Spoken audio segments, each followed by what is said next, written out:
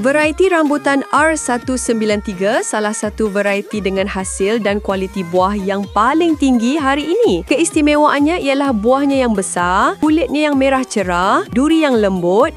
Melihatnya sahaja membuatkan anda ingin memetiknya segera. Apabila masak, isinya tebal, kering, manis dan sedikit wangi. Sangat lazat, sesiapa yang telah mencubanya pasti menyukainya. Pokok ini tumbuh dengan cepat, berbuah awal selepas lebih 1 tahun ditanam, sesuai untuk iklim panas dan lembap. Sedikit perosak, mudah dijaga. Kami mempunyai pelbagai jenis 50 hingga 70 cm tinggi, akar kuat, pokok hijau, sedia untuk berakar dengan cepat. Sesiapa yang ingin menanamnya untuk tujuan ekonomi atau untuk berseronoh di taman rumah, boleh berbuat demikian kerana varieti ini mempunyai hasil yang tinggi, berbuah sepanjang tahun dan mempunyai harga jualan yang stabil. Taman kini mempunyai tanaman pokok yang paling indah. Jika anda ingin mengekalkan varieti standard, sila mesej saya segera supaya saya boleh memuktamadkannya untuk anda.